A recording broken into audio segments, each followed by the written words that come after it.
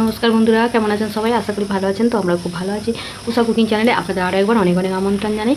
তো আজকে আমি একটু আলাদাভাবে মটন রান্না করব, তো সেটাই আপনাদের সঙ্গে শেয়ার করছি। তো দেখুন তার জন্য কী কী নিয়েছি। তো এখানে মটন নিয়েছি আমি 700 গ্রামের মতো, আর আলু দিয়ে করব, তার জন্য আলু কেটে নিয়েছি ছোটো ছোটো করে। আর এখানে লাগছে পেঁয়াজ, টমেটো, আদা বাটা, রসুন বাটা, আর লবঙ্গ, ডালচিনি, এলাচ থেতো করে নিয়েছি। তো এই হচ্ছে উপকরণ। একটু অন্যভাবে করব, তো আপনারা দেখুন, আপনাদের ভালোই লাগবে। তো আমি প্রথমে মাংসটাকে ম্যারিনেট করে নেব। প্রথমে দেবো টক দই, পরিমাণ মতো টক দই দেব, হলুদ গুঁড়ো, জিরে গুঁড়ো 1 চামচ, লঙ্কা গুঁড়ো, ধনে গুঁড়ো, আর এখানে দেবো কাশ্মীরি লঙ্কার গুঁড়ো কালারের জন্য, আর দেবো আদা বাটা। তো অল্প সর্ষের তেল দেবো,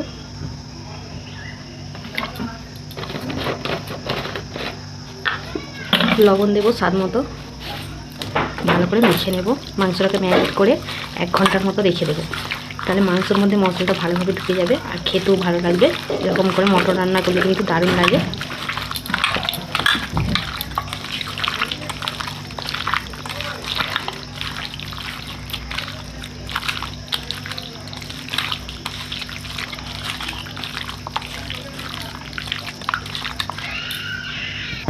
তো আমার ম্যারিনেট হয়ে গেছে। তো আমি এটাকে এবার 1 ঘন্টার মতো ঢেকে রেখে দেবো। ততক্ষণ আমি মাংসর আলুটা ভেজে নেব। তো আলু ভাজার জন্য কড়াই আমি সরষের তেল গরম করে নেব। তো তেল গরম হয়ে গেছে, তো আলুটা আমি ভেজে নেব।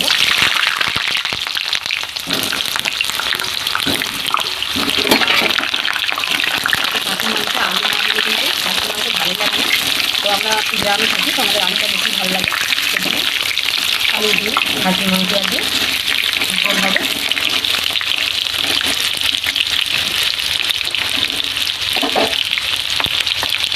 অল্প একটু লবণ দেবো,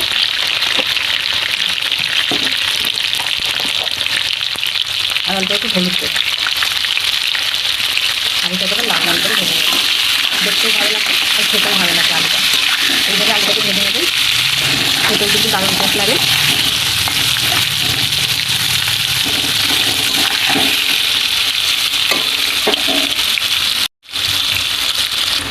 তো দেখো বন্ধুরা, আলুটা আমার লাল লাল করে ভাজা হয়ে গেছে।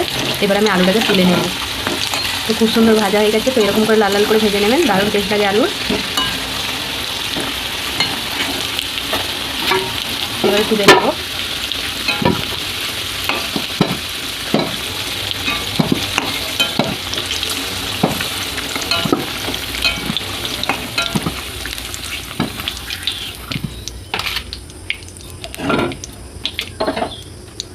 তো আগে আমার তেল দেওয়া আছে মাংসের মধ্যে, তো অল্প একটু সরষের তেল দেবো, আর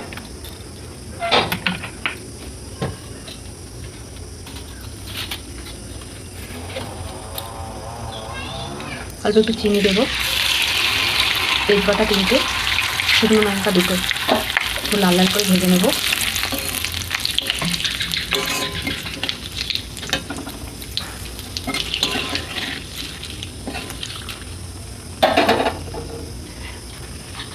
তো অল্প লাল হয়েছে, এখন থেতো করে রাখা গোটা গরম মশলা দিয়ে দেবো।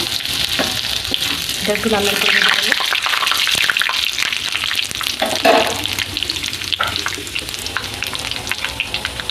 এবার আমি কুচনো পেঁয়াজ দেবো।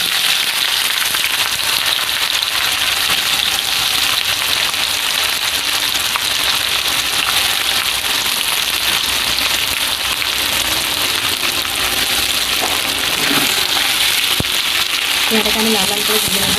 তো পেঁয়াজটা আমি বেশি করেই দিয়েছি, পেঁয়াজ রসুন বেশি দিলে মাংসের টেস্ট বেশি হয়। তো লাল লাল করে পেঁয়াজটাকে ভেজে নেব।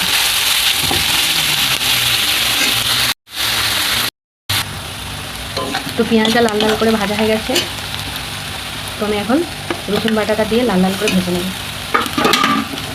তো রসুনটাও ভালো করে ভেজে নেব, যাতে রসুনের কাঁচা গন্ধটা চলে যায়।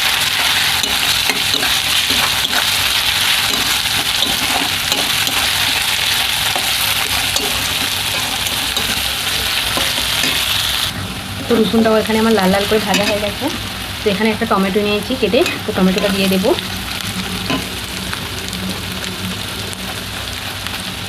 তো আগে তো আমার লবণ মাখানো আছে, তো অল্প একটু লবণ দেবো যাতে টমেটোটা গলে যায়।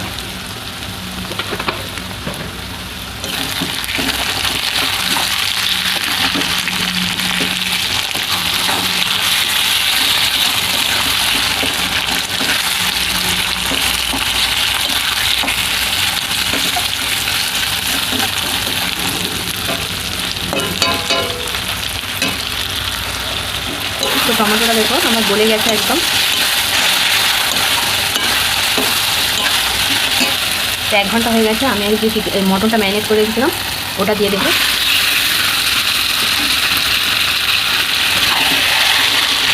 হালকা জলে একটু নেড়ে করে নেবো।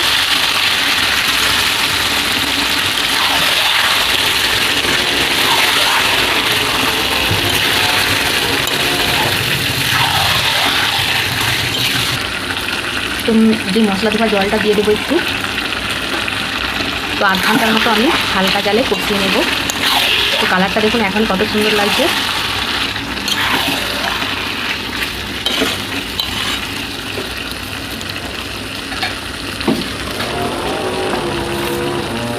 তো ঢেকে দেবো যাতে জলটা বেরিয়ে যায়। তো দেখুন বন্ধুরা, আমার মটন কষা মোটামুটি হয়ে গেছে, এখন একটু দেরি আছে। দারুণ লাগছে কিন্তু দেখতে, আর এই মটনটা দারুণ খেতেও লাগে, কিন্তু সেন্টটাও দারুণ হয়েছে, আর কালারটা দেখুন কত সুন্দর হয়েছে, দেখলেই কিন্তু জিভে জল চলে আসবে।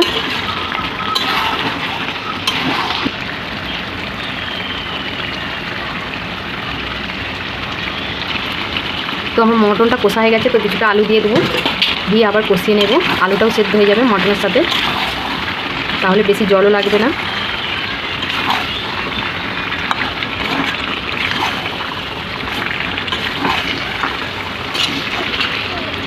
তো দেখুন বন্ধুরা, আমার মটন কিন্তু একদম রেডি হয়ে গেছে, আর আলু সেদ্ধ হয়ে গেছে। তো আপনারা চাইলে এরকম রেখে দিতে পারেন, আর জলও দিয়ে ঝোল করে নিতে পারেন।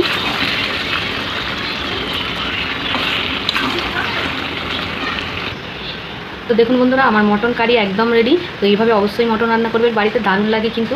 তো এইভাবে বানিয়ে আমাকে কমেন্ট করে জানাবেন কেমন লাগলো। ভিডিওগুলো যদি ভালো লাগে অবশ্যই চ্যানেলটাকে লাইক কমেন্ট শেয়ার সাবস্ক্রাইব করে দেবেন। আজকের মতো ভিডিওগুলো শেষ করছি। ভালো থাকবেন, সুস্থ থাকবেন, সাবধানে থাকবেন। আরেকটা নতুন ভিডিও দেখা হচ্ছে।